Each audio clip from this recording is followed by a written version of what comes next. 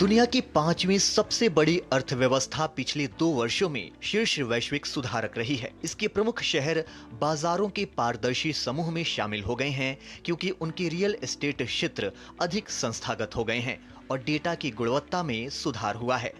अधिक पारदर्शिता कई कारकों में से एक है जिसने पिछले कुछ वर्षों में भारत के संपत्ति उद्योग के असाधारण प्रदर्शन में योगदान दिया है और इसका श्रेय 2014 से लगातार किए गए आर्थिक सुधारों को जाता है, जिसके पीछे एक मजबूत और स्थिर सरकार का विजन है।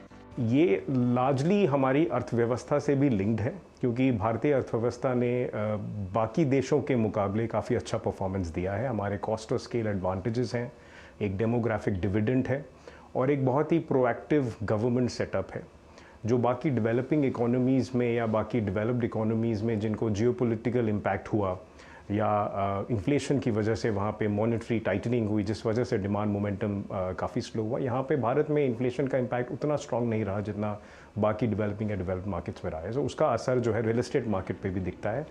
भारत की तुलना में अन्य प्रमुख एशियाई संपत्ति बाजारों में विशेष रूप से वाणिज्यिक क्षेत्र में तीव्र मंदी आई है। चीन में कई कार्यालय बाजार अति आपूर्ति से पीड़ित हैं, जिससे रिक्तियों की दर सर्वकालिक उच्च स्तर पर पहुंच गई है और किराए पर भार पड़ रहा है।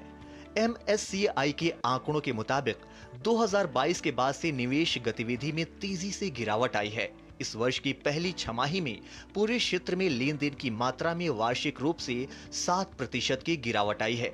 इसके विपरीत भारत में वाणिज्यिक और आवासीय दोनों बाजारों में रिकॉर्ड टूट रहे हैं। एक हिस्ट्री रचाई भारत में। ये क्या हिस्ट्री है? फर्स्ट टाइम भारत ने एक ट्रांसपेरेंट कैटेगरी में एंटर किया है। ये जो इंडिया गवर्नमेंट है, जो भारत का सरकार है, ये लास्ट 10 इयर्स में पॉलिसी मेजर्स लेके आए हैं ओवरऑल इकोनॉमी के लिए और रियल एस्टेट के लिए भी। ये रियल एस्टेट इसीलिए ट्रांसपेरेंट, बहुत ही ट्रांसपेरेंट हो गया, रिलेटिवली बहुत ही ट्रांसपेरेंट हो गया। और जैसे मेजर्स हुआ है रेरा, GST, ये सब जानते हैं। तो इसके वजह से क्या हुआ कि फ्लो ऑफ फंड्स जो है, इंस्टीट्यूशनल फ्लो ऑफ फंड्स है, ग्लोबल और डोमेस्टिक दोनों तरफ से ही बहुत ही रोबस्ट एंड बहुत ही सिग्निफिकेंट फ्लो हुआ है। भारत के प्रॉपर्टी सेक्टर के मजबूत प्रदर्शन में निवेश बाजार का संस्थागतकरण भी योगदान दे रहा है। इस वर्ष की पहली छमाही में संस्थागत निवेश 6.2 बिलियन अमेरिकी डॉलर तक पहुंच गया, जो अब तक का सबसे उच्च स्तर है। सार्वजनिक रूप से कारोबार करने वाले रियल एस्टेट निवेश ट्रस्ट यानी कि रीट बाजार की स्थापना ने तरलता को बढ़ावा दिया है, उद्योग के लिए नए शासन मानकों को स्थापित किया है और एक अधिक संस्थागत और टिकाऊ वाणिज्यिक रियल एस्टेट क्षेत्र के लिए उत्प्रेरक के रूप में कार्य किया है। भारत का कार्यालय रीट बाजार अब देश के कुल ग्रेड A ऑफिस स्टॉक का 12% है।